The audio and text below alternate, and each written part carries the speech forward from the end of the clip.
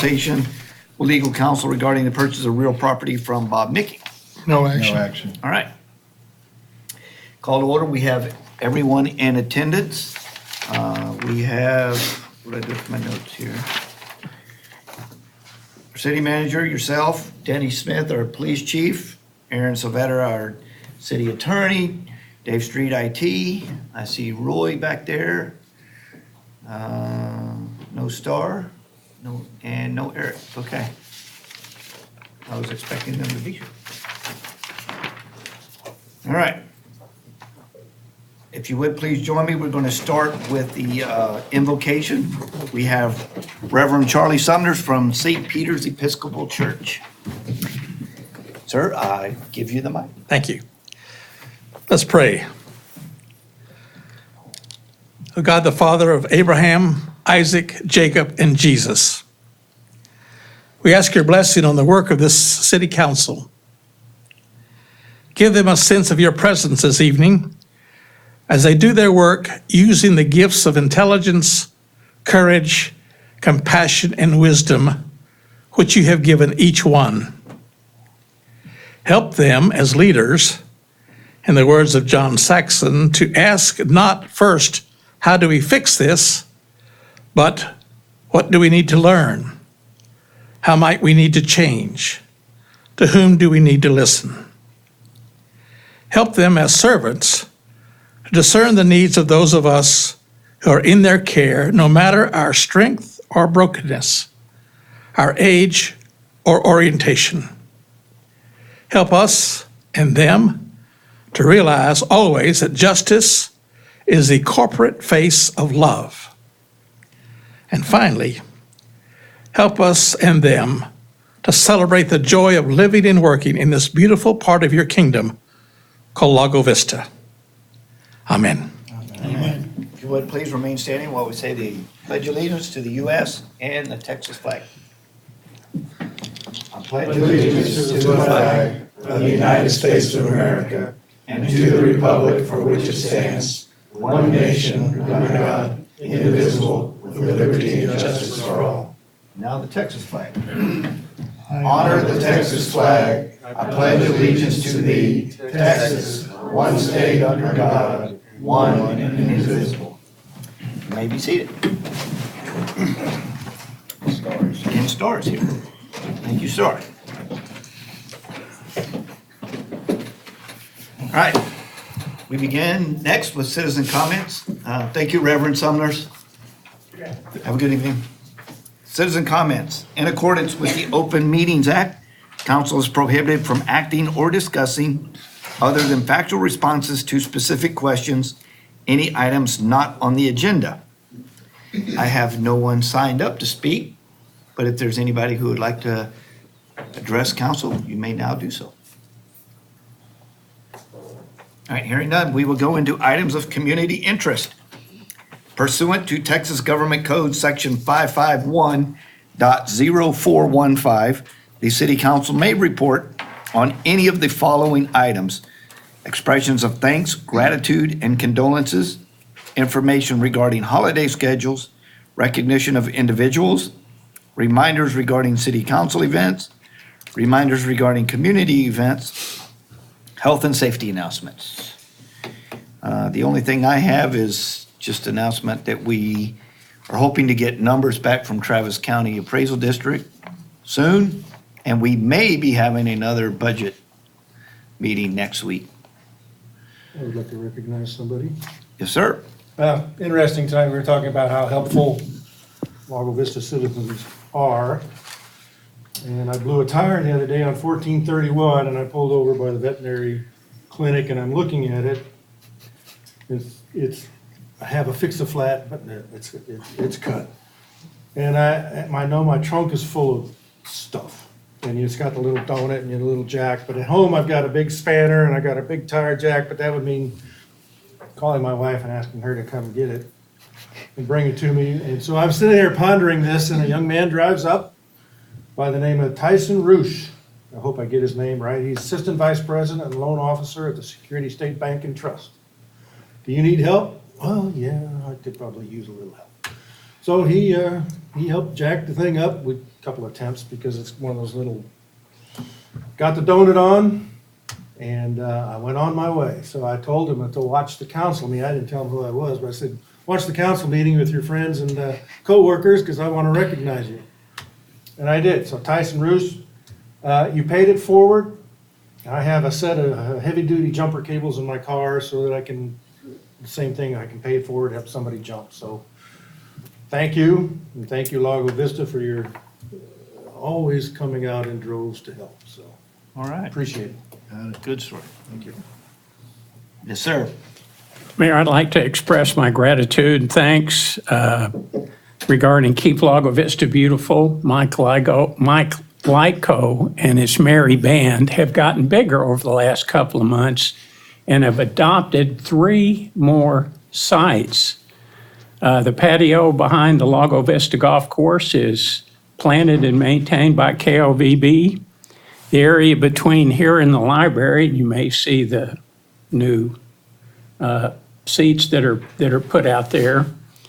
And the area along Allegiance and Highlands, KOBB planted the crepe myrtle next to the fire station's fence. The fire station's going to be moving one of these days, but some of the new folks that have joined KOVB have taken over that area and the median in that vicinity. So thanks, Mike. And finally, Dan and Denise Sellers are trying to save the crepe myrtle that are sick in the front. So that's out of our area, but I figured they're going to be taking care of it in any case, and they have. So thanks, folks. Anything else? Anybody else? If I could remind this half of the dais, your microphones, the people that watching on TV have trouble hearing, so make sure your microphones are right in front of you if you can. Thank you. All right. Sir, anything from staff? No, sir. Health and safety is hot out there. Drink water. All right. I don't think I had to announce that. But we'll move to public hearings and possible action. Item number 3, the Lago Vista City Council is holding a public hearing to consider ordinance number 19-08-15-01, an ordinance of the City Council of Lago Vista, Texas, amending the official map and ordinance numbers 11-01-20-01 and 18-08-16-02, both amendments to the Hollows PDD Plan Development District, established previously by ordinance numbers 05-01-06-01, 06-12-07-02, 07-01-04-01, and 07-12-06-02, in order to amend certain aspects of the applicable development regulations. And the public hearing is already open. Sir? Yes, sir. As you may recall from the last meeting, this initial version of this ordinance had a much larger laundry list of things that they wanted to address. One of the reasons is we were encouraging them to be more comprehensive in their amendments in hopes that the laundry list of amended ordinances would not get ridiculously longer still. Unfortunately, that didn't work out as we had hoped, and there were a number of things that just simply weren't ready to commit to the precision that we'd like to see in a PDD. And we ended up with only 2 items left on the table to be considered. One was fairly routine. It was the signs. As you may be aware, that anytime you want deviations from the sign standards, however minor they are, that the expectation in a PDD is that you don't apply for those individually. You put them in your PDD and include that language. So what you see in your ordinance is that slight list of deviations that were in the original about, different types of signs, some additions and some changes to the numbers, relatively minor. The other thing is that they were talking to the portion that I would say would describe as everything to the left side of Ming Trail. They're talking about making that kind of an, I don't know, age restricted is the right word, but the market was so that it was people, of a certain, and it was going to be a separate part of the development aimed at a particular market. And the idea is that they may want to put security gates on those. Part of their request was to do that with still having public streets. And of course, we wrote it in a way that if you were to consider that request, our recommendation to include the conditions that we would, kind of insist on to make that even reasonable. However, we could tell from the last time when you discussed it, that wasn't exactly well embraced. We called the applicant, we informed him of that, we reminded him that, our normal ordinances say that if you have gates, that they will be on private streets only. We also reminded him that our ordinances also require public streets and private streets to be, designed and constructed to the same standard. So that, anyway, if they were to withdraw the request, it's simply a matter of deleting that one provision from that ordinance and leaving just the sign provisions. But I will let him, discuss how important that is to them. All right, thank you. Sir, if you would, state your name for the record so everybody at home knows who's speaking. Thank you, Mr. Mayor. My name, address too, or just the name? Yeah, you live out here? No, I live in Cedar Park.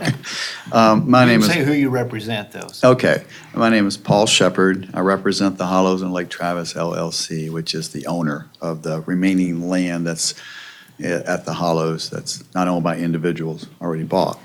So roughly about probably 300 plus lots in the city of Lago Vista.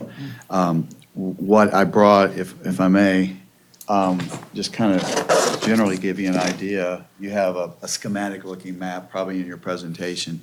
But what we have what I call wayfinding, and it may be described in the ordinances wayfinding signs all along this 4-mile stretch of destination. Some of it in Lago Vista, but only on destination.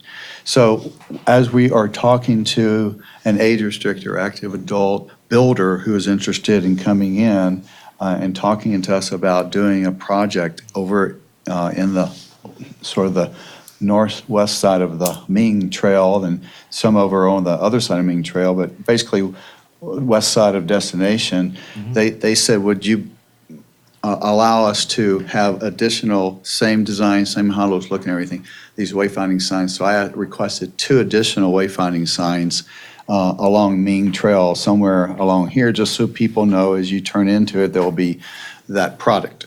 And then the other, again, it was been diluted down from the original ordinance, but what's remaining, the other piece of the ordinance that's remaining or request are like gates, okay? As Roy mentioned, we don't anticipate or see or even think that they're gonna want 6 or 7 gates at every one of these little driveways off to these pods.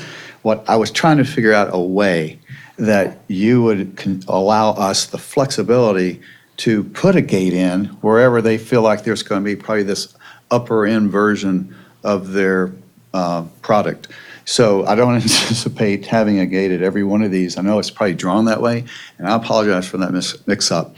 I think we were just really trying to have, we don't know which one they want, and we haven't even gotten under a contract with them. We are just trying to anticipate having, so we don't have to go back to a zoning ordinance to say, hey, they want a gate now on this pod. So could we add a gate? Maybe that's what you want us to do. If that's the case, we strike it. But if there's a way we could word it to say we have the flexibility to add a gate, and I'm fine with if those streets have to be developed to the city standards, but private behind the gate. Just so that kind of is put to bed, hopefully. So that's why we're here tonight. Okay. So worded, how many potentially? Lots? 6? Oh, I believe we had 6 drawn, but I think, Roy, when I was explaining to staff, I said, just wanted to, it shows one at every one, but I think my engineer was just trying to show what it could be. We could limit that to one. We could limit it to two, but I don't want to say it has to be off of this particular road, that's all. A flexibility to show, here's where the upper end piece is going to be, and they want to gate it. Right, but if we said, if it was worded where it said up to 6, Yes, sir, then you would have that flexibility to do 1 or 6. or 6. But I not having any feedback from our client or the builder, we can, I'm open to suggestions on how you're comfortable with it. I just didn't want to have to, I mean, maybe you want me to just come back later where they want a gate and we amended it at that time, but I was just trying to kind of get all the stones turned before we go sign a contract with someone. Right. So you do not have a contract at this point? No, but giving between 1 and 6, you could use those with another contractor that might come in, correct? Yeah, if it's, yes, sir. We're under a letter of intent. Right, I think I would rather keep that to one person, but it's nebulous at this point. There's no contractors, there's nothing. Well, and so if we need to come back for another amendment once we have somebody in tow, other than courting and letter of intent, I'm happy to do that, and with a very defined site plan, that's fine too. I didn't want this to get, wrapped around the axle, as they say. I wanted to. Mr. Mayor, the only concern I had was, once you put up a gate and you say behind the gate is now a private street, Yes, sir. who's going to take care of that street? The way we're prepared to place it, and this is what the Hollows POA was concerned about, is it would have to be the developer or the master developer or the owner of the street. And then at some point, if the POA decides to accept it, because I think they have to approve acceptance. It won't work that way. It can't work Okay, that way. but our intent was, it would be they're probably going to have their own POA in addition to, but I don't know. But it would have to be maintained by the private owner of the street. Right. Therefore, the common area. Yeah. We would Because sign the way it that. was presented to us the first time, it was like a gated community and on a public street. And I'm saying. I mean, like the ain't- public maintain it? Yeah, No. and then, so, once you put up a gate, Yeah. it has to become private. Yeah, I saw how that got convoluted, and I'm trying to clear it up tonight. That's the way with anything that's public. Yes, When sir. it's public, it's accessible to everyone in the public, so. I understand. Could we bring up a part of the ordinance so folks can see? It's page 53. Because it says shall be, and we may want to change that to may. Yeah, but if it says shall, that means they're going to be, and all of them are going to be that way. If it says may, and correct me if I'm wrong, that gives you the flexibility to do it, but it doesn't require you to do it. If it says shall, you got to do that. It's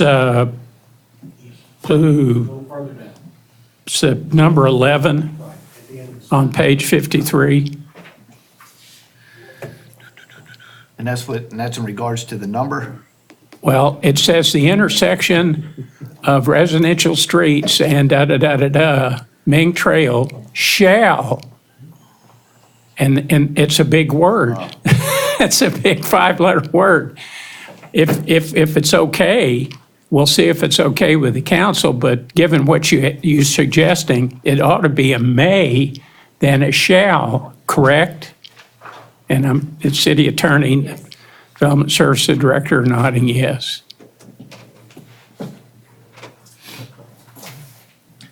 And then the other point I would make is that my recollection of the subdivision regulations, there's going to have to be a set of deed restrictions that the staff will review that is recorded that would indicate who and how those streets would be maintained. And We were going to cede that to the council. don't do that. Just let's go with the ordinance. Let's go with the existing ordinance. I understand, this was their desire to deviate from the ordinance, Yeah, gentlemen, I don't know if we want to review deed restrictions for stuff. Yeah, I didn't think so. So, in other words, you just follow the subdivision regulations language with respect to private streets that requires the staff to review a recordable document that describes who's going to maintain it. It's not the public. I think that's agreed. Can I? My name is Bill Nichols. I'm No. actually, I'm sorry. My name is Bill Nichols. I'm president of the Hollows POA. The property that we're talking about here, all is already in the Hollows POA, even though no development has been done. There are certain parts of all of these tracks that are in or out. I mean, it's very complicated and stuff from that standpoint. But all of this land that Paul is talking to you about, and there's some other part there right on the very corner there, that's not, but the land that he's talking to you about for where these homes are going to be is in the POA and subject to all the existing POA regulations in terms of what can be put in all of that. The concern the POA has is just making sure that if we end up having to, which we will, okay, maintain these gates and streets. And we have a way to do that by creating a sub-association, which we have in the Jonestown portion of the Hollows for a gated area at the very end out there. So all we want to make sure is that as this goes through, if you approve this, well, we're a backstop, at least to them and their developer, from the standpoint that somebody, either that developer, and we have to approve that because the land is already in the POA. If they want to take this land out of the POA, they have to get 75% of the Hollows POA members, which majority live in Jonestown, as you might imagine, to vote to take this out of the POA. And I can tell you right now that ain't never going to happen, okay? Because we don't want to lose the control that something gets built there that doesn't fit with the overall Hollows plan. So, and they know that. So this is not, I'm not speaking out of turn to Paul. There is some other land that he does own, and they own in a couple of places there that are not in the POA that we don't have any say on. And one is right at the corner of Ming and Destination there. But all of this land is in the POA. So we just want to make sure that what we inherit, because at some point in time, if they put these gates in and these roads in, they will go away as a developer. Either they'll sell this to another developer who will then have to follow our rules also. But we need to make sure that we don't get left with, columns for gates, that no gates and partial streets and stuff like that. We've been there and done that with the Hollows. And there is a map attached to the document that they gave there that shows. I just wanted to point out, I believe on that map where it shows Old Burnett Road there and then the land above it, I don't believe that land is in Lago Vista. I believe that was part of the swap that was done with Jonestown when y'all gave Jonestown the road, which actually will get started under construction next Monday for Old Burnett Road. So that map that you have there, that land on the top on the north side of that, that's in Lago actually is in Jonestown. Yeah. So just a point of reference. So thanks. That's this area right here. Yeah. Mr. Mayor, I had a question for Danny. My only experience with the private roads in Corpus Christi were the police department wrote a ticket for a car being parked the wrong way. But because it was on a private street, it was dismissed because they didn't have the jurisdiction to write the ticket. How do we deal with a private road, like what this would be behind a gate?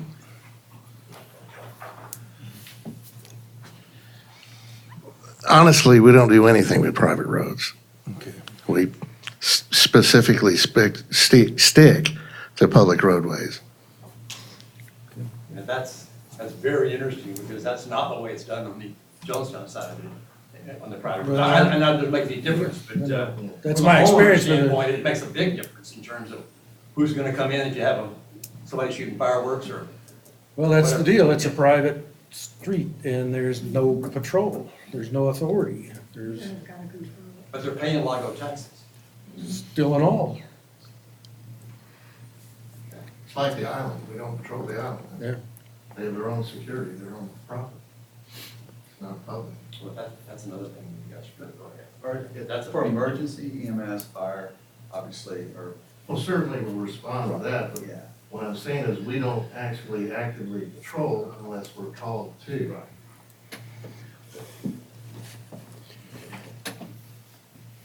It's no different than the POA products. Gotcha. I don't think that land, I think it's the road, you know, we're talking about traffic citations, that kind of thing, or unless you're called, you don't patrol it.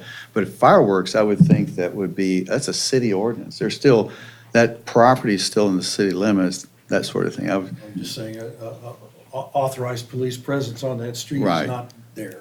Right, not patrolling, I guess, because of the gated. But if somebody called in and reported a fireworks violation, you would probably get PD and fire. Yes, sir, and the difference is there's a criminal aspect to that. State law violation. Yeah. Right. How about a wreck? Somebody has a wreck in there? It wasn't private. It's private property. Scooter accident, any of that stuff. Well, if someone was injured, the EMS would Absolutely. respond to the injury if called. But having been involved in an accident on a private road, police department basically told me, get your information, call your insurance company, and that was where it was left. I kind of relate it to, let's say, it's certainly not, but let's say an apartment complex, to have the private driveways and Right, everything. right. It's kind of like that. Similar to that. Yes, sir. And it's, maybe they're gated, maybe they're not.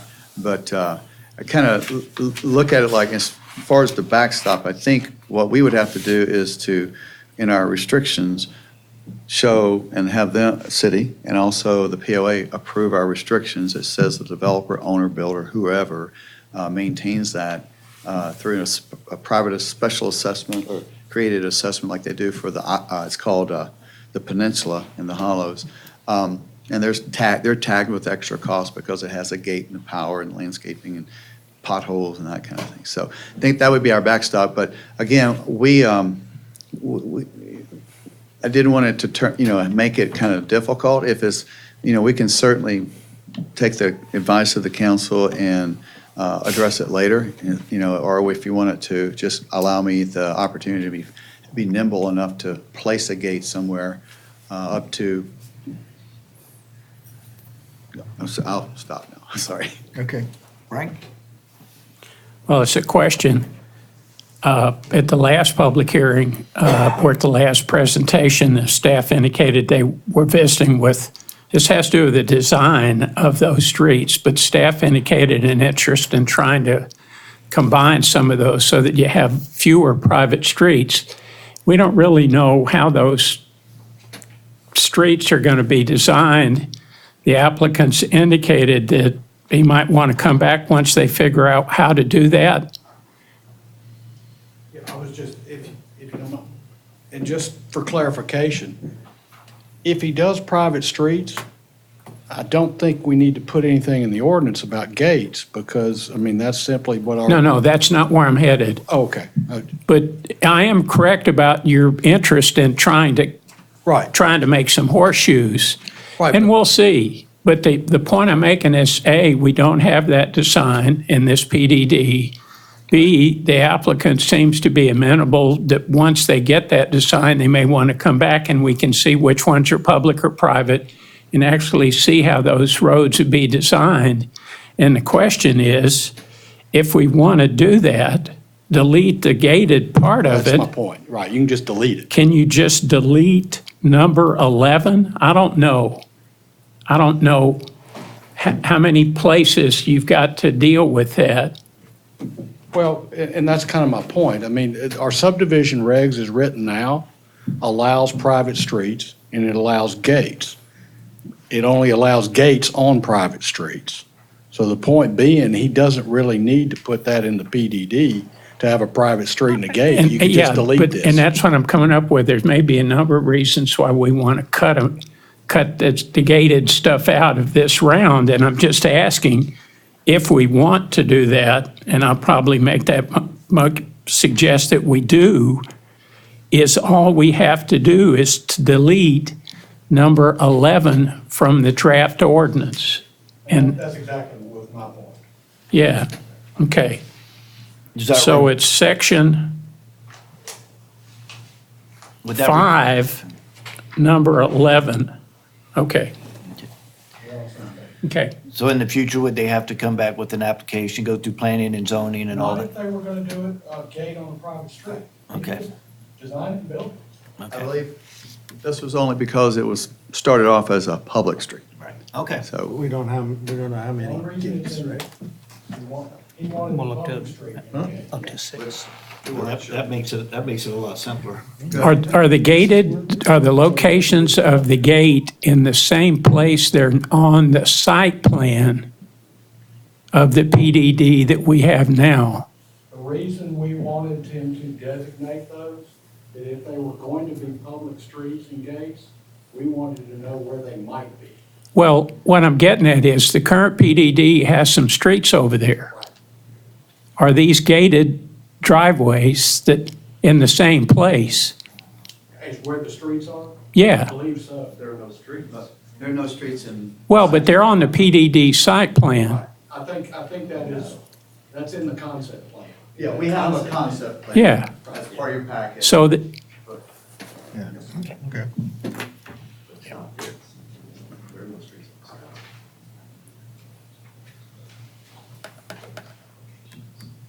The concept plan shows 6 potential gate locations, with no streets. Right. That page. Yeah.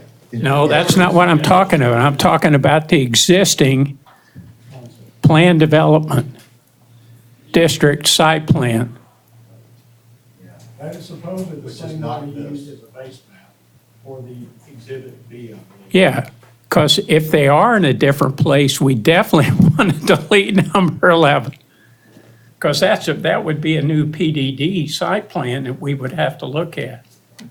And one final, sir, maybe, going down the deletion of number 11 is the simplest, easiest, cleanest way, because we do have the ability to do gates in private streets. When we come back with a preliminary plan, for the city to review, which will be something along the lines of that, that's when you can, look at road circulation, everything else, traffic patterns, that kind of. Okay.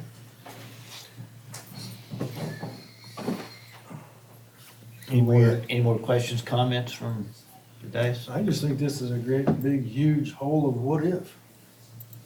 Because we don't know where this will ever end up. There's nothing firm about it. I would like to see you develop, be successful, but there's We're nothing close. I think, not getting the cart in front of the horse on the gates, probably a good idea.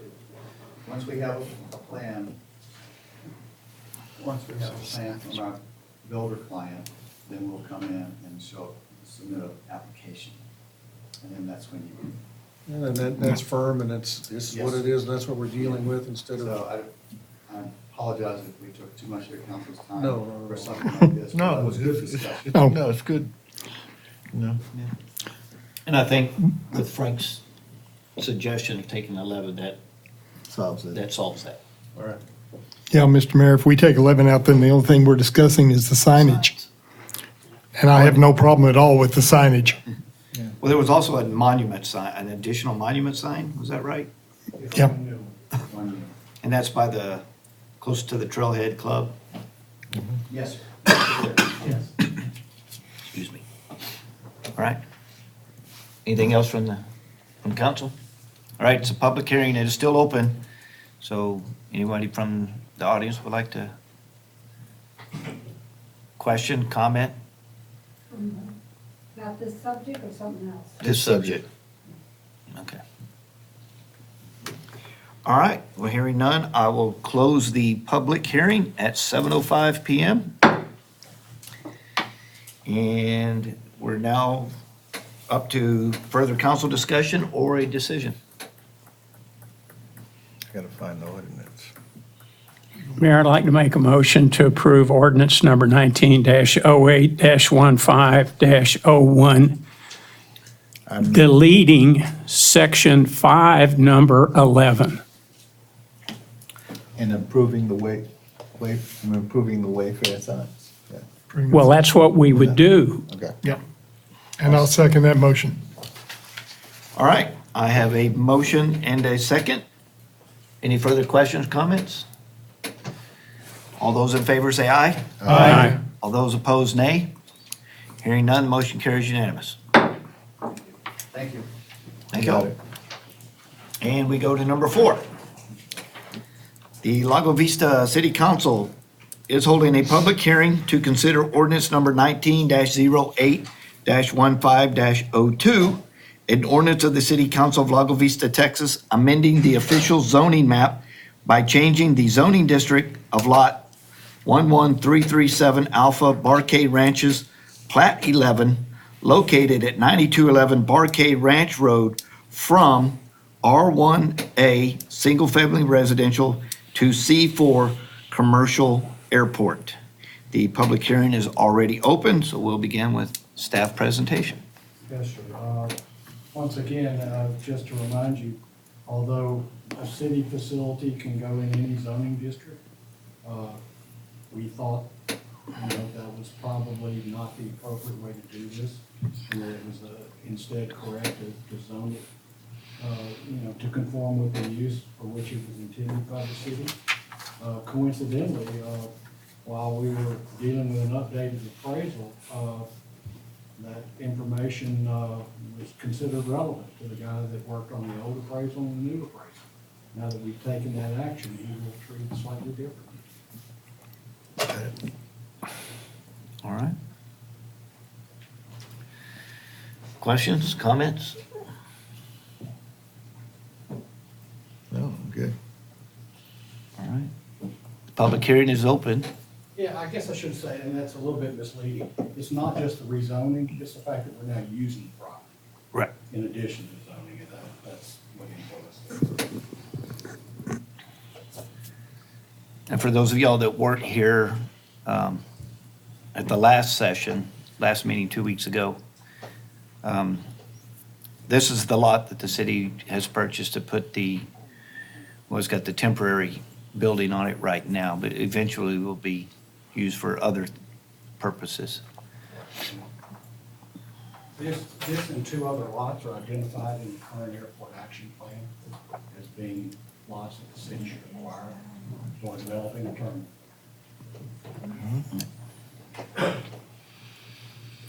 All right.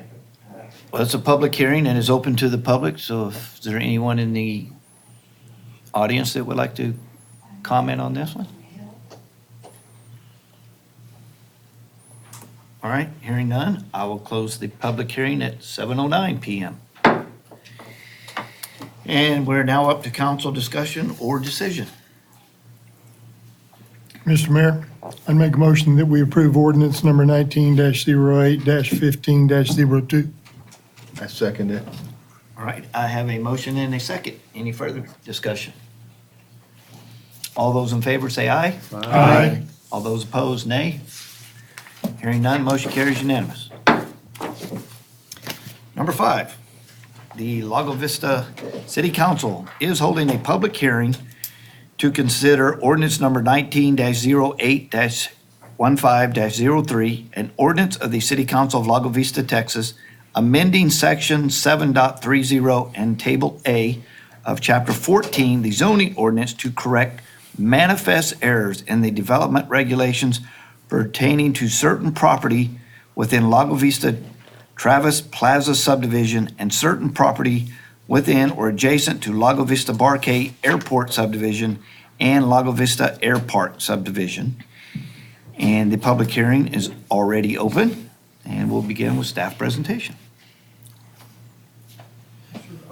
The source of us looking at table A, if you will, and a little more closely than normal, was a lot of people calling with interest to develop in and around this building on Dawn.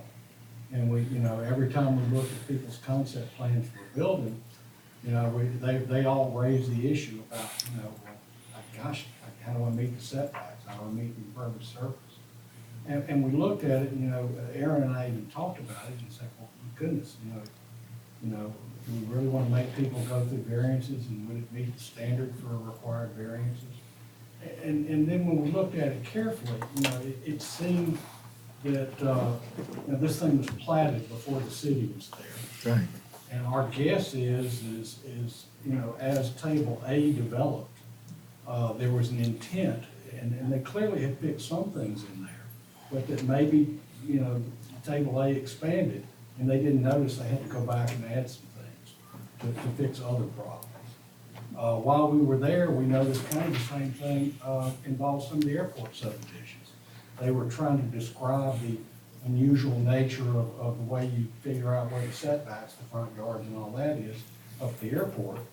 And we saw some language we didn't understand what it meant. We went back and looked at the plats and we found out they just simply misnamed some of the lot numbers and things like that. And we just cleaned all that up while we were there. And I guess what we're saying is we didn't really intend to change anything. This is nothing new. We just corrected some things that probably happened over time without people noticing. Got it.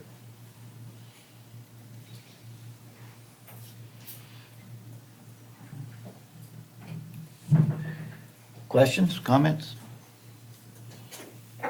This also went in front of the Planning and Zoning Commission. And they approved it also. What we changed simply allows people to build like what's already here Right. without requiring a variance. All right. Well, the public hearing is open. Almost lost the city secretary. My turn.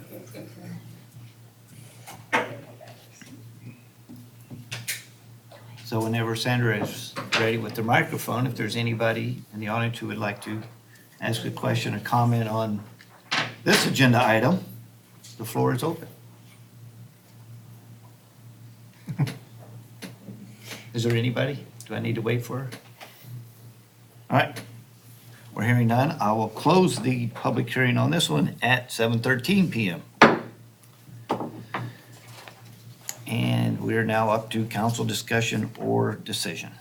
Mr. Mayor, I make a motion that we approve ordinance number 19-08-01-03. I'll second. Which one of y'all seconded it? Tim did, all right. So I have a motion and a second by Tim. Any further discussion?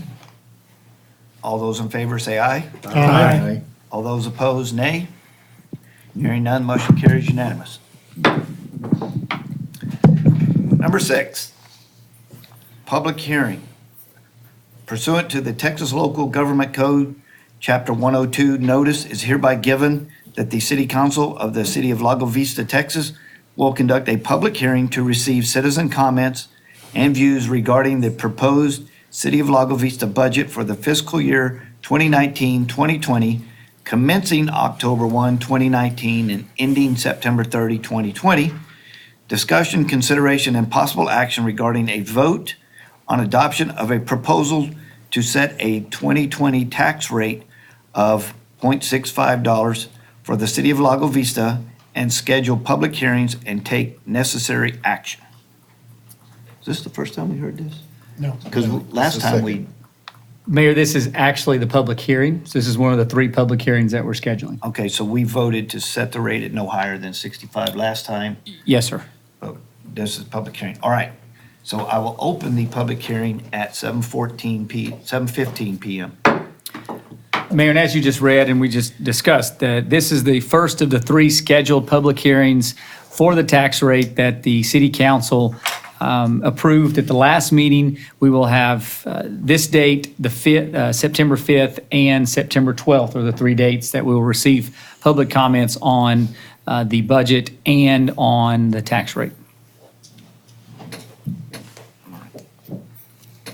And it's currently set to be no higher than 0.65. But we don't have our numbers from Travis County Appraisal District as of yet, so we really don't know true numbers just yet. questions, comments? None? All right, it's a public hearing. Is there anybody from the audience who would like to address this issue? All right. Well, we just leave this one open, right, since we got, or do we close Actually, it? Mayor, We need to you need to close. close this one and open and close the next one and open and close the next one. We have to Okay. have three complete They're each noticed separately. Okay. public hearings. Good thing I asked. All right. Well, unless I have any other comments, I'm going to close the public hearing at 7:16 PM. Action items. Discussion, consideration, and possible action regarding a 380 economic development agreement with Lago Vista Village and authorizing the city manager to execute the agreement. Mayor, this item has been presented to council before. Council had some recommended changes that we worked with Lago Vista Village on, and then we requested that Lago Vista Village execute the agreement before it's considered by city council. The first time we had a 380 agreement with Lago Vista Village, city council approved the agreement, but Lago Vista Village never signed off on it.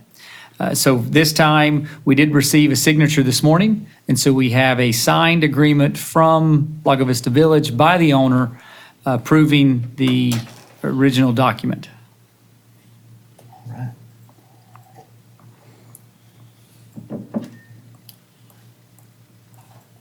Do we have a feeling as to whether they will take advantage of this opportunity or not? Mayor, we just hope that with this agreement, they will execute the benefits that have been included in it and think that something's going to happen at some point in the future, the next 17 years or so.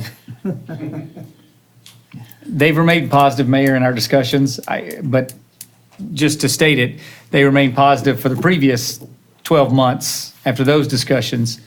So nothing's definite. All right.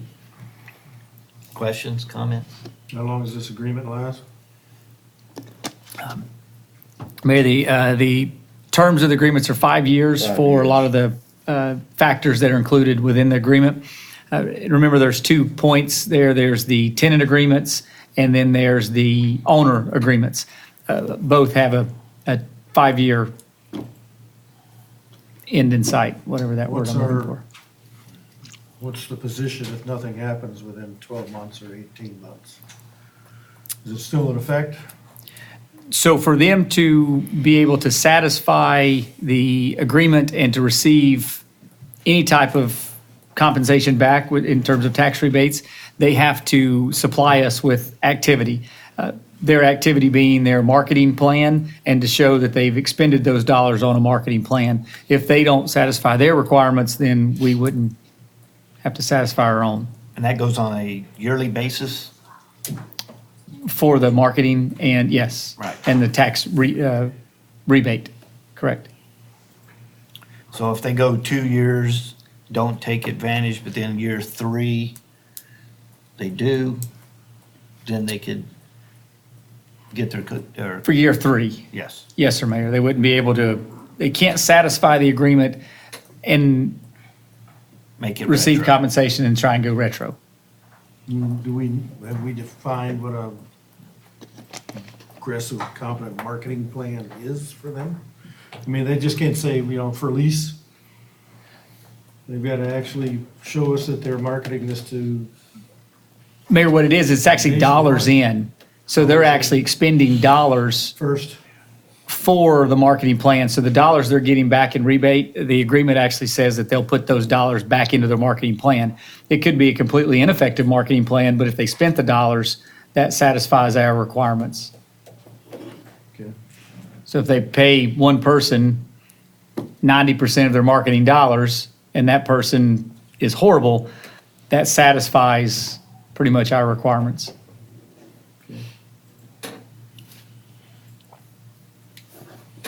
Mr. Mayor, Yes. I just want to make one quick clarification, that the agreement's for 3 years. This version of the agreement's only for 3 years. And as your city manager stated accurately, that there's the two components, the agreement with the owners and then the agreement with the tenant agreements. And the owner agreement, this is a rebate on the ad valorem taxes. They will already have paid them, then they get that money back. They're required to put that money, 95% of it, into their marketing dollars. So we're dictating what they can do with the money that we give back to them after they've already paid us. Got it.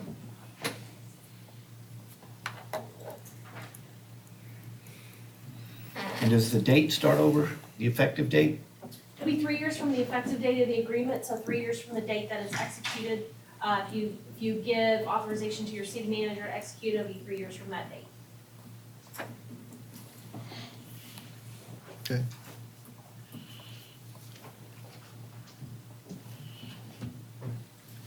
So if they satisfied, does it go by the date, the execution date, or by fiscal year, or by calendar year? The actual agreement itself is set up to expire. The term is 3 years after, the term is for 3 years after the first Chapter 380 payment is received. So that's the term of the agreement as a whole. So they will sign the agreement, they have to perform, they have to pay in ad valorem taxes, so that sets part of the parameter for the owner piece of it. And then after that, after they perform and we give them a rebate, that sets that first payment term, and you look 3 years out from that date.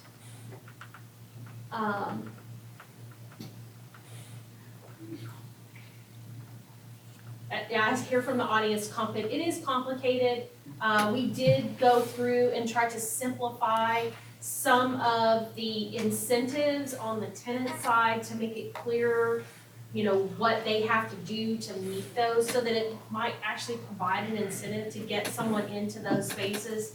The tenant side of it is based on sales taxes that are paid in, and there's two components of it. The first component has to do with a sales tax rebate that's equal to 30% of the cost of the utilities that are paid by that tenant during the first 6 months that the tenant is in place. So they've got to get people in there, they've got to use the power, they've got to pay utility bills, and they can get a sales tax rebate for up to 30% of the amount of utilities that they spend. So if someone rents the spot, if they never turn the lights on, they're not gonna see a rebate. It really incentivizes, get in, get your business running, get some sales tax revenue in, and then we will, then they'll see that rebate back. The other side of that for the tenant is up to 25% of the 1 cent sales tax revenues. And that is over a 5-year period. So that's the piece that your city manager was referencing. That looks out at the 5-year time frame for them being in that spot. For the tenants. For the tenants. Yes. Mr. Mayor, do we feel confident that we're gonna be dealing with the person that can make decisions all along? I know we've had a problem with who's on first with this outfit. Who can make decisions on their behalf? Well, we only have the one, right? Right, I mean, Mayor. it's a different one now than in the past, but We've dealt with the same property manager the entire time that I've been here, and the ownership hasn't changed. So we've dealt with that team. I'm not sure if their legals changed in that time, but I know they've been responsive now, finally getting us a response back. So I at least feel that we have the communication lines. That's an easier one. Mayor's question, I've got zero feel on how effective they'll be in making something happen.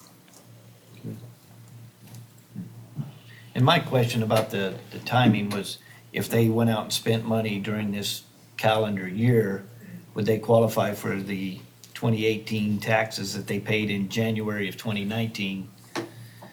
That's a good question, Mr. Mayor. No, we looked at, initially, they wanted to have the rebates be based on money that was spent in 2018, 2019, 2020. We looked at the way that the terms of this agreement are written, we want to see performance first, and so we push it out based on the tax years going forward subsequent to the signature, to the execution of the document. So it'd be 2019, 2020, and 2021 Okay. is what you're going to be looking at. Got it. Okay. Anything else? All right. Anybody from the audience would like to question or comment? Yes. Shopping center that's empty? You need to come to the microphone, give your name and address. Mayor, hypothetically, if we were talking about the location of this facility, it's the shopping center that is empty, Okay. hypothetically. Known as the Lago Vista Village. Yes. Yes. Are there any potential tenants? That's the crux of the biscuit. Putting a carrot out there And a biscuit. and a biscuit. H-E-B. Anybody else? We're giving them every opportunity we can. All right. I believe that's all comments, so Mr. it's an Mayor, action item. I make a motion that we approve the 380 Economic Development Agreement with the City of Lago Vista Village and authorize the city manager to execute the agreement. I'll second that. All right, I have a motion and a second. Any further discussion? All those in favor say aye. Aye. All those opposed, nay. Hearing none, the motion carries unanimous. We'll see how the next 3 years go. Number 8, discussion, consideration, and possible action regarding resolution number 19-1806, a resolution by the City Council of the City of Lago Vista, Texas, confirming the appointment of Stephen S. Spindler as Associate Municipal Judge for the City of Lago Vista, Texas. Mayor, I want to begin this item first by apologizing. There's 2 items now on the staff summaries that at some point has deleted the rest of the information. So on your executive summary on the bottom, you have this really fantastic first sentence, and then everything else that was written has magically disappeared. So my apologies. I can tell you a little more information on this. Judge Spindler's term expires at the end of August. So I would ask that council consider this action. Staff has confirmed with Judge Spindler that he would like to continue serving as associate municipal judge for the city. As far as staff is concerned, we haven't had any concerns with Judge Spindler's service. He is very consistent and does a good job for our system. All that was included in the imaginary words that have now disappeared from the staff summary. All this time I thought it was supposed to read like that. Yeah, it's not there. Questions, comments? Audience? Anybody from the audience have any questions or comments? All right, this one's open for action. Go ahead. Go ahead. Y'all do that all the time. I know. Mr. Mayor, I recommend that we appoint Judge Spindler's term, renew his term. I second. All right, I have a motion and a second. Any further discussion? All those in favor say aye. Aye. All those opposed, nay. Hearing none, the motion carries unanimous. Number 9, discussion, consideration, and possible action regarding recommendation of contract award for the construction of the Boggy Ford Rehab Phase 1 project. Good evening, Mayor and Council. This item is the second time that it's presented before you. Again, we had a slight mistake on the agenda item. There was a bid tab that apparently was also, by mistake, not presented. It's the same as last time.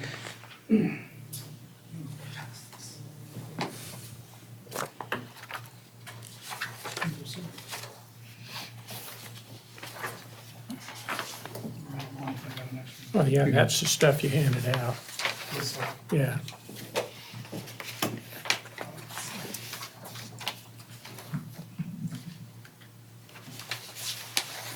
Everything is the same as what the agenda item you have in front of you. The only exception is the very last page, which is the bid tab. What you have here is, what staff is requesting is that council decide tonight to, whether or not to award this contract, and we recommend that council dismisses all bids. We had received in total 5 bids, and you'll see them at the very end. There's 4 bids tabulated, and 1 bid was separate. We only received 1 bid at one of the bid openings. Council have any questions? But we had decided to do this in-house, and we've already begun Yes, sir. that work. That is correct. So these really aren't on the table, it's just a matter, you're just asking us to formally reject the bid. Yes, sir. Apparently, what we had done at that, what a lot of cities do at staff level, you reject bids. We don't have that provision in our, right, in our code of ordinances to do that. So council accepts, council rejects. And perhaps in the future, we can do something about that. Council have any questions or comments? So at any point in doing this project, are you going to have to put out bids again? No, sir. We are designing, this is phase 1, which is basically you fix the road that's there. You may hear some complaints, hey, this was better before you guys do something about it. But we have to fix what's underneath for us to come back this coming year and overlay the entire roadway. But you're going to do the whole project? We are going to do phase 1, which is fix what's underneath, which is what these bids were. Phase 2, then we will have to go out for bid, and that's. And will phase 2 happen in this No, sir, upcoming year? it will be in the coming year if council so chooses. And will the city be a part of that bidding process? Will the city bid to do the overlay? In addition to whatever contractors might be out there that have an Right. interest? Where there's going to be other projects other than Boggy Ford, if that's what you're asking. No, I'm asking about Boggy Ford in Okay. particular.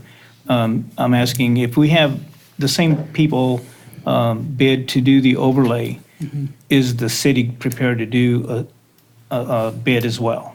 That's my question. Mayor, no, we don't have the ability with our crews. Our crews and the equipment are smaller projects. We won't have the ability to handle the project of that size. We just have to hope that the bids come in at an acceptable amount and then make it work at that point. So phase 2 would just be going back to these people and asking them to rebid? Right. Be going back to those and Go as many back to- people as we can yeah. find to Okay, rebid a project. gotcha. Thank you. I mean, you're aware that we do have some of our own equipment now that we purchased this past year. And that's exactly why I asked the question. All right, so we do have a capability to do some paving, as you've seen, on some of the cul-de-sacs and some of the smaller roads and the parking lot out here. But it is still not, we don't have the full capability to do a major road production like Boggy Ford. Our limit is usually about 100 tons a day, and which it's a small operation. It takes us a week to prep the road, and then it'll take a day to do 100 tons. And do we have any idea how long this project is going to take to do? Well, this future The overlay. project, Yes, the the overlay, overlay, yeah. we don't know at this point. We are hoping it should not take more than a couple of months. Once they get started, they'll go very quickly to do the overlay. Now, they may take another month to come back and do the striping and the traffic buttons and things like that. Right, okay. Thank you.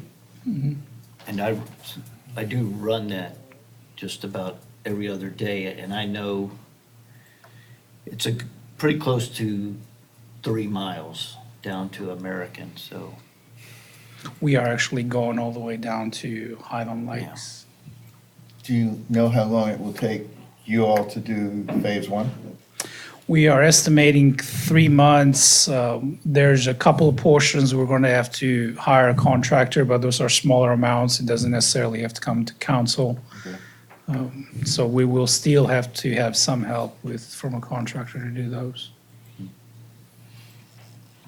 And the work we're doing now, it goes from the Bowden Point, basically, or from National. It will go from Highland Lake, from Loman Forward, all the way, all of Boggy Forward, basically. Okay, so phase one will go back and do the Right, we started at. eastern portion? That is, we started at the National Drive because we have space there to mobilize.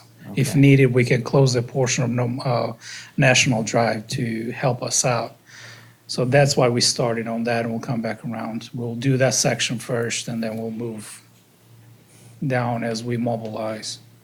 And you're saying you expect it to take about 3 months to complete phase one? That's what we're shooting for, and what the direction to the crews is that they work on it Monday, Tuesday, and Wednesday, full-time, nothing else. And then on Thursday, they get caught up with the miscellaneous items that they have, they get accumulated. So it sounds like we're looking to complete phase one by the end of October? Yes, sir. Okay. And at the same time, we'll have some other overlay projects. Since we're saving some money, we'll add some more streets to hire a contractor to finish a few more streets before the end of the budget year. And for those that are just watching on TV, what is phase one doing? Phase one is repairing what's underneath the roadway. In order for us to overlay and have a successful finished roadway, we'll have to repair some portions that are already there. You do that on roadways that have high traffic or very heavy traffic. On a smaller roadway where it's like a cove or dead ends, you don't really need to do that, because what you put on top of that overlay will sustain that for many years. But on this road, we have to fix those really bad spots. Otherwise, if you overlay it, within 2 years, you're just going to start seeing it sink back again and just wasted money. So fixing those Very, spots very critical. is what? Adding what to fix that spot? What It depends on there's several criteria and it depends on what's going on. If there's, a lot of times when you see there's rain, you'll see a lot of base material come through the cracks. That means that you got base failure. When that happens, then you have to cut that portion out. You remove the top 2 inches of base. Well, you remove the asphalt and then you come back, you remove the top 2 inches of base, and you mix it with cement and hydrate it and compact it back in, and then you put some more asphalt on top of it. Gotcha. I just wanted the public to know what you're doing, so. Right, yeah, there's several criteria. We won't do the same thing on every spot. It'll just Right. depend on the severity of it and what's happening. But that's why they see patches everywhere. Yes, sir. It's going to look exactly like we have here on Thunderbird. It's going to be uncomfortable to drive on for a little bit, but when it's all said and done, it's going to look really nice. Okay. Mayor, I'd like to make a motion. Just a second, if you would, please. Anybody from the audience would like to comment or ask a question? All right. Go ahead, Frank. I move that we reject all the bids for Boggy Ford Phase 1 and direct the city manager to complete that work with the city's forces. I'll second the motion. All right, I have a motion and a second. Any further discussion? All right, all those in favor say aye. Aye. All those opposed, nay.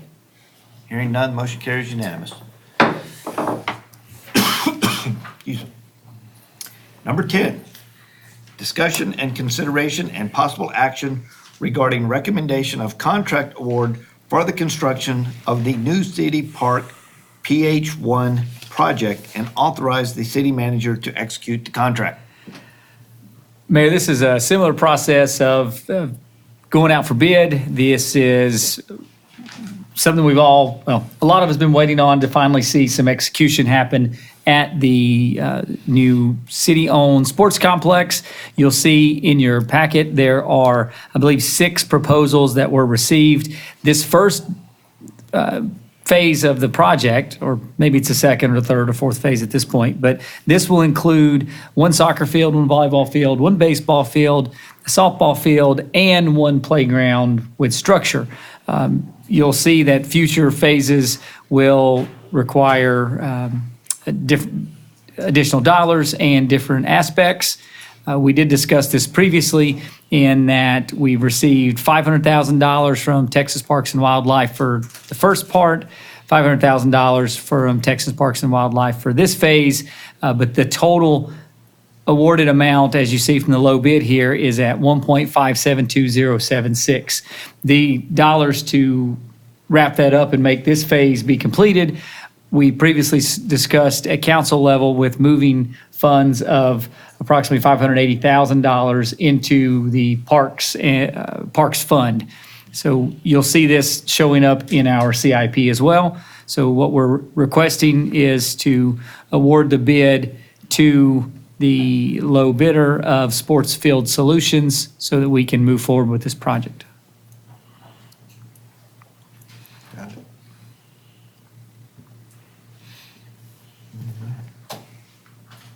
Any idea when construction might begin? As soon as we can go through the full documents, I would say roughly 60 days, but could be. If we can go sooner with the bid docs, then we'd be really good. Has there been any discussion about how long it'll take to do this project? I don't know the length of time on this phase. Maybe Eric can provide on that. And this one, the playground, if you look at it, the playground was actually a bid alternate, so it's not included in that, in this phase completely. Mayor and council, to answer your question, that it's in the bid documents, they have 240 days to substantial completion and another 30 days to final completion. So a little bit less than a year. Little, yeah. Okay. The beauty is, when it's done, we're going to have something there other than previously having trees, then just having a big gaping hole, Right. something tangible that we can all go touch, feel, enjoy.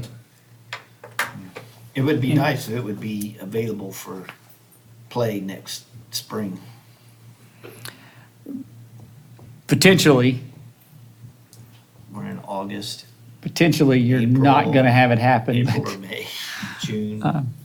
It really depends on them being able to get all the documents together and get mobilized and get on the project. Do we have any idea how much the signage would cost to name the Josh Ray Sports We know Complex? that's only a few $1,000s and it's already budgeted somewhere. I think the mayor Thank you. put that in the council budget. If you look behind his desk in his office, the sign is already made. And it'll only take a week to get that up, council. Outstanding. Mr. Mayor, do we have any idea on how much more is going to be necessary to finish the playground? Did it include the alternate on there? Which Yes. alternate is it? believe that's- Alternate 1 or 2 or? I think that's, My apologies, council, that's going to take a little bit of searching. That is going to be alternate, so it's going to be alternate 2 and 4, so we're looking at about $100,000, And that's to buy playground equipment? everything. What are the alternates 1 and 3 associated with? Very good question. I should have covered that. Alternate 1 and 3 is a softball field. What we had done was, in case we didn't have enough funds, we added alternate. We made one of the ball fields as an alternate where we could award it or not, so that if whether to have enough funds to try to cover it, basically. Mayor, that first full grant request after the purchase of the land and the construction called for a baseball, softball field. So we satisfy that grant by building the one, but in terms of laying out the utility of that complex, we feel it's best to go ahead and build both of those. We'd love to build all 4 of the baseball and softball fields at the same time. It's expensive.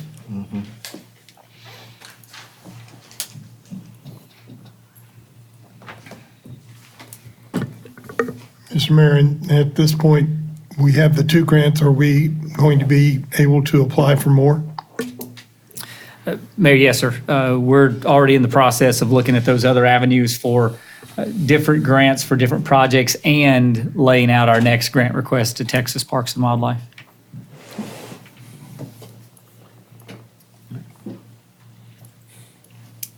Anything else? Audience, questions, comments? All right. This item is up for discussion and action. Mayor, I move that we approve the bid of Sports Field Solutions and direct the city manager or authorize the city manager to execute the contract. Second. All right, I have a motion and a second from, which one? From the Mayor Pro Tem. Any further discussion? All right, all those in favor say aye. Aye. All those opposed, nay. Hearing none, motion carries. Yay. All right, we move into consent agenda. All matters listed under consent agenda are to be considered routine by the city council and will be enacted by one motion. There will not be separate discussion on these items. If discussion is desired, that item will be removed from the consent agenda and will be considered separately. We have one item. It is number 11, approval of the August 1st, 2019 council meeting minutes. Questions, comments? Anybody from the audience have questions or comments on the minutes? All right, it is open for action. Mr. Mayor, I make a motion that we approve the consent agenda. Second.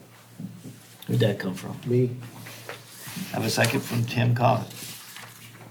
All right, I have my motion and second. Any further discussion? All those in favor say aye. Aye. All those opposed, nay. Hearing none, the motion carries unanimous. Forgot what I was going to say. All right, discussion item. Discussion regarding standardized requirements for boards, commission, and committees. Mr. Archibald. Yeah, I can pull that up. Number 12. All right. Councilman Dodd. Yes, Mayor, thank you very much. What I've provided here for discussion is the requirements that we have in place right now for serving on the various boards, commissions, and committees.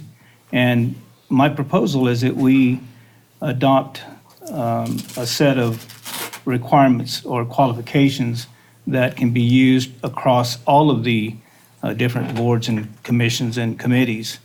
I've noted that for the Parks and Recreation, for Planning and Zoning and also for the Board of Adjustment, in our Code of Ordinances, there is reference to Section 3.02 of the city charter, which lays out basically the requirements for those particular entities that have semi-legislative ability. And so what was done here for those particular entities is that they took the qualifications that were actually intended for city elective office, and then they removed two different requirements, one being that the person not be able to hold elective office if that person already has some other office. There was one other one. Not file for more than one. Not file for more than one office per election. So those were deleted, and the rest of those requirements were still in place for those two entities. So my suggestion is that we, and I've provided, by the way, the membership and appointment requirements for all of the different advisory boards, commissions, and boards. And my suggestion is that we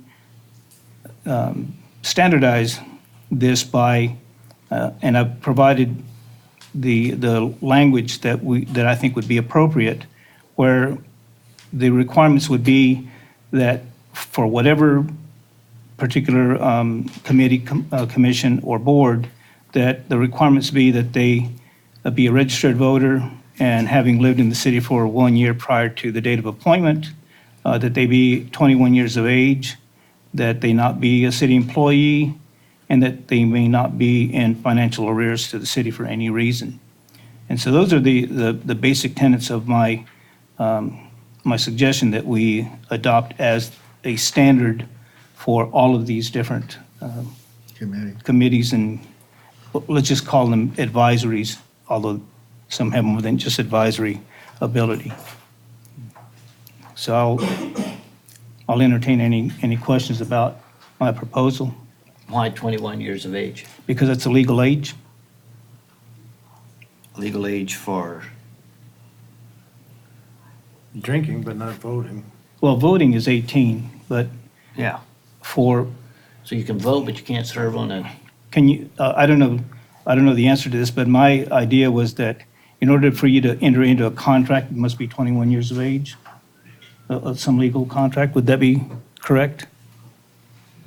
The advisory boards wouldn't, probably wouldn't have that authority anyway, and typically, the advisory boards are only gonna make a recommendation to council, and so you may not have that limitation, that you would need to have it. It is very common that they want you to be that for there to be the age of 21, to serve on these boards. Part of that, comes from, there's a level of maturity. A lot of them there are, advisory groups or boards meant for youth, and they go up to that age, and then the rest of the advisory boards or groups start at that age. It's not a mandatory legal requirement. Okay. I found it in all of these different areas, with the exception of the youth advisory, which has its own set of rules for membership. But I found that to be pretty consistent, so I thought that was something that we would want to keep, the 21 years of age. And we have a 21-year-old in my high school youth advisory group. If you're, So he's over 18. Yeah. Just saying, I hope I don't have that, but. there's not an upper limitation, just as there wouldn't be an upper age limitation for any of the other advisory boards. Mr. Mayor, how would we accept this? Would this be an ordinance or would this be a resolution? What kind of presentation, what kind of form would this need to take to be approved? Well, all of these are requirements that are laid out by ordinance, so I would imagine it would take an ordinance to do this. Yes, you would have to have an ordinance or set of ordinances that would amend each of the particular sections for each of these boards to make them consistent, because these are sections of your existing code that have those requirements. Could it all be put into one ordinance or would? Okay. But it doesn't affect the charter, right? No, it does not affect the charter. Okay. Okay. What would we need, a motion to establish the ordinance or would we just need direction to staff? Tonight, you would just need to give direction to staff to develop that ordinance, and then they would bring it back to you for consideration and adoption. Because we can't take action on on this. Well, yeah, but I'm just saying how would we get there so that we could take action on it? Because I think this is an excellent idea. I think that if we standardize all of this, it's much more effective for us. It's much better for all of the committees, all of the advisory boards, if they all are under the same guidance. So I think it's an excellent idea and it's something that we should do. I just want to know, how do we get there? Okay.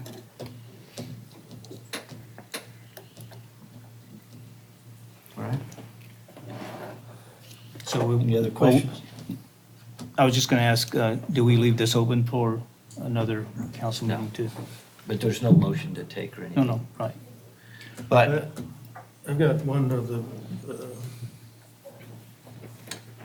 Board of Adjustment is requesting an 8th person. So I would like to have that considered, written into this. Because the way it's set up, we have to have so many people in order to make a decision. And if you lose one or two or they're not there, then we're hamstrung, so. That's an even number. Right. So there'd be no tie-breaking ability there if it was an It even needs to number. either be 7 or 9. Yeah. Well, But I think the that's- planning and it's- zoning, because that's a commission, wouldn't it fall under the same things? You gotta have a minimum number. Why would it everything apply they- just to the Board of Adjustment? If you don't mind, sir, everything they do, I think, requires a supermajority. So 75% becomes more relevant than 50/50. And what keeps happening is if you have one person absent from a 7-member board, you need a unanimous vote. If you have 2 people absent, you can't even, Can't hear it. you don't have a quorum, you can't meet. So the idea is if you add 8, it doesn't change the math for the supermajority. It just gives you a better chance of having a quorum or a supermajority without requiring a unanimous decision. And that would apply to the planning and zoning as well, No, it's right? just Board of Just Adjustment Board of only. Adjustment. Because we don't have to. Because supermajority is so much, it's almost everything, I think, virtually, except their procedural things. Okay.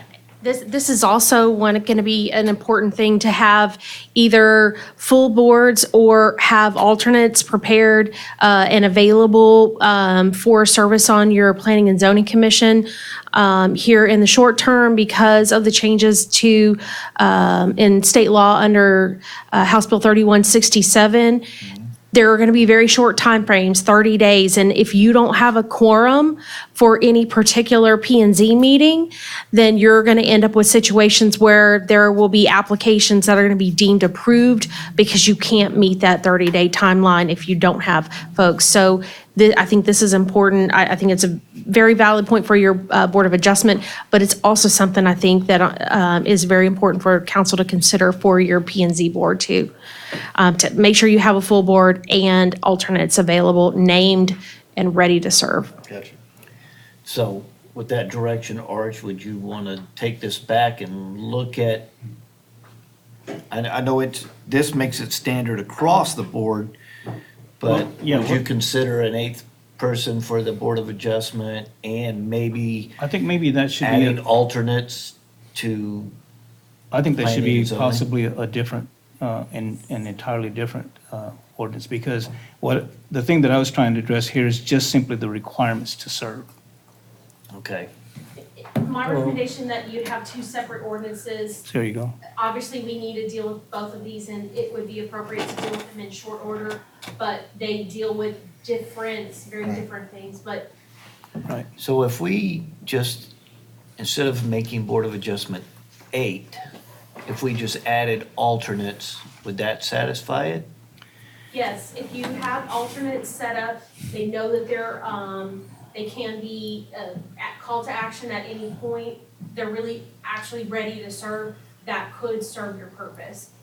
You either have someone named officially on, as an additional person, or you have them, 1 to 2 people, at all times as alternates. Okay. Can I comment on that? We did have that situation in the past where we had alternates. We had that actually for the Board of Adjustment, but what we found is that there were a lot of times when the alternates showed up for meetings and then they were never called to act. And so after a while, it became pretty apparent to me that they were, not really thrilled about showing up and and basically just sitting out in the audience. So that's the thing that prompted me to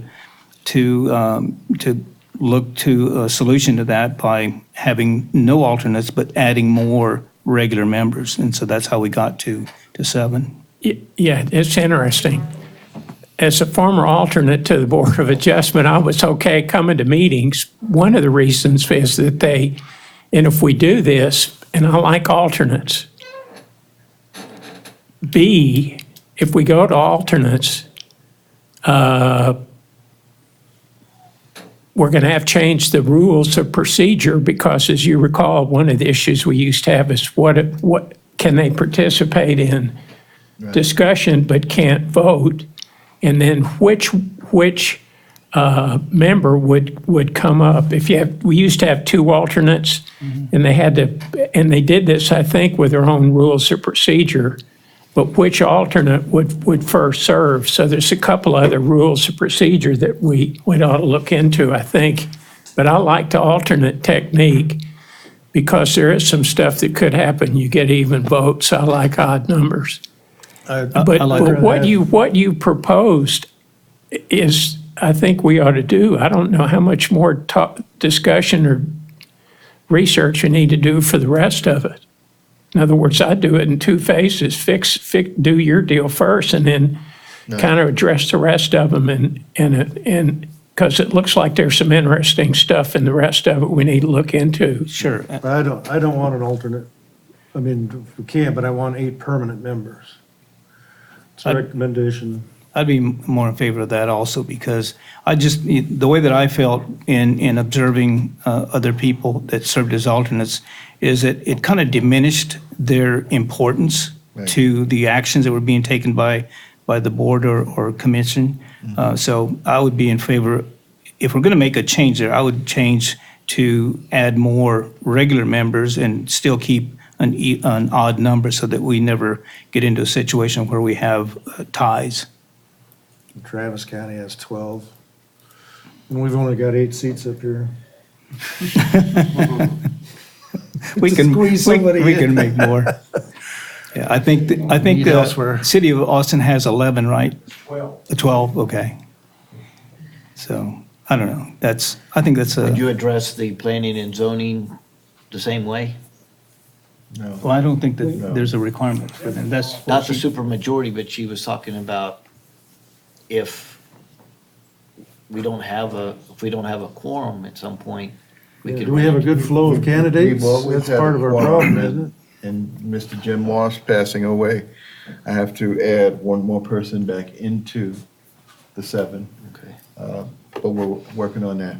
Well, and one of the solutions to the P and Z, where it's not a super majority, but the new, much shorter deadline, they just going to need to be prepared. We're going to have special call meetings. Right. Now, one of the things that the new legislation did is we no longer have the advertising notice requirements.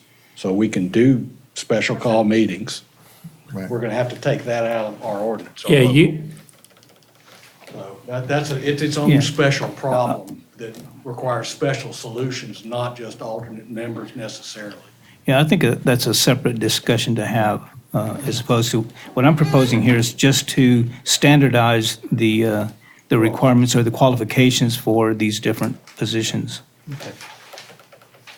Does anybody in the audience have any questions or comments about the standardization of what we have here? We need volunteers out there in TV land. We will move on to, I forgot what number I'm on. do we, 13. what, can, I get it, do we, I mean, I know we can't act on it, but it's just generally to try to figure out what we might do next. I get a sense that we got 2 different deals. Arch as one, and then all the rest of this stuff is like number 2. Right. Correct. Okay, so Arch and the staff, Arch and the staff might work together to bring us an ordinance to standardize shortly. Yeah. That's Okay, the direction on number 12. And then as a side note, they've got to go back and work on The other one. the second portion. As long as we're rewriting ordinance, we do it all at the same time. Okay. 13, city manager reports. Mayor, Counselor Weatherly handed out a committee report this evening, and so I just want to draw attention to your individual seats. You have the semi-annual report of the Lago Golf Course operations from the Golf Course Advisory Committee. I just want to be able to ask everyone to read those. We will be able to post these online as well so that people can review these reports.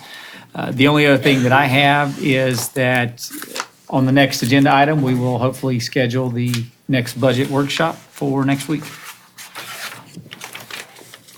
Can I ask a question about handout? About, Have at it, it's on a Well, report. okay.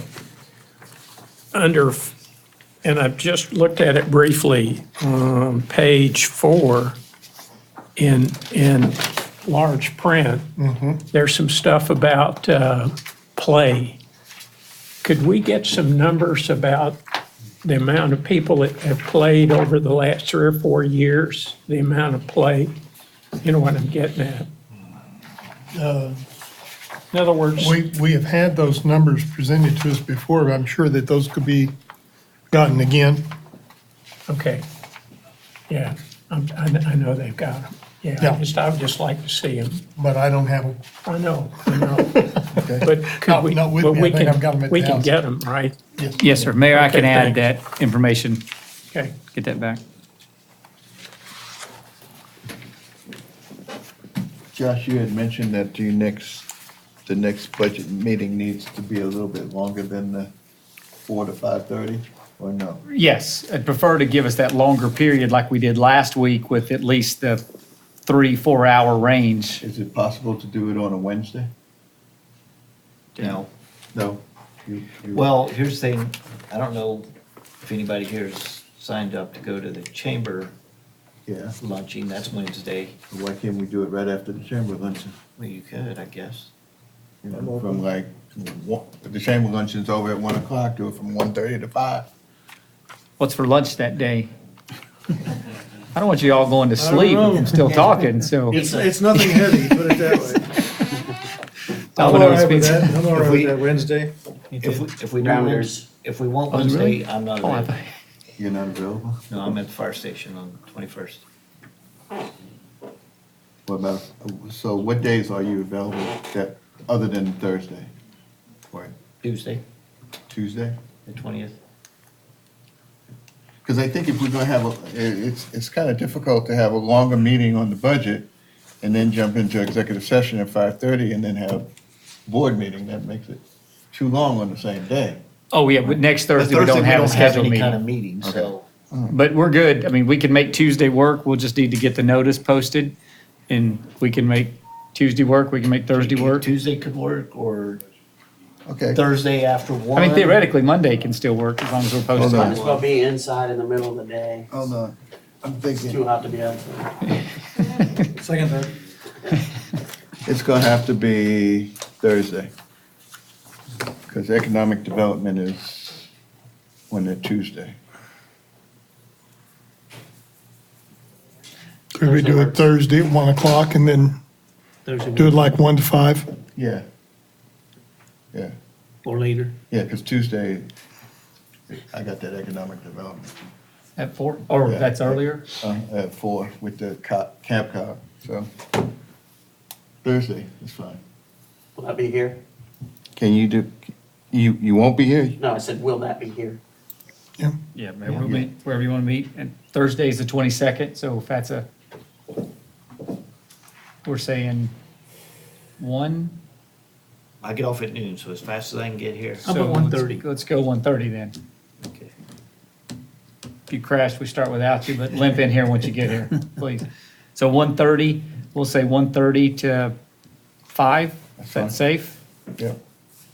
Okay.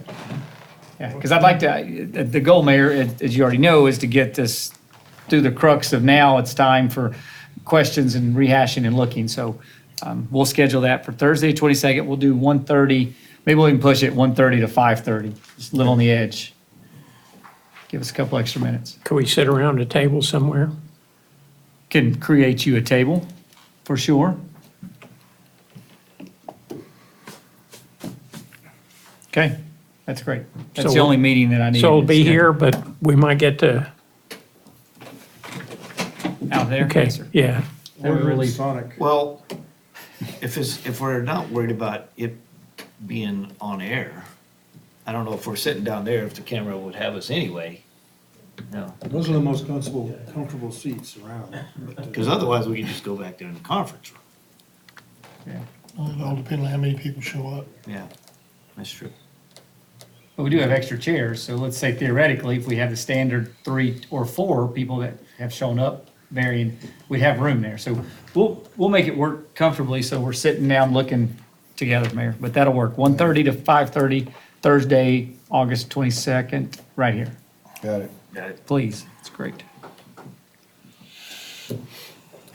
Okay. That's all of my report. We will have the new updated monthly reports. They're going to be coming out. Got one already. Yeah, but we're going to have those come out, so you're going to have more information, different information too. So excited to go through those. All right. Executive sessions. Anybody have any reason to return to executive session?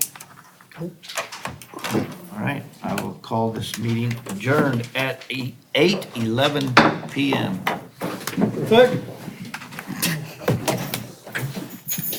Man, we were flying so fast there for a while. I thought we were gonna get out of here by like 7:30.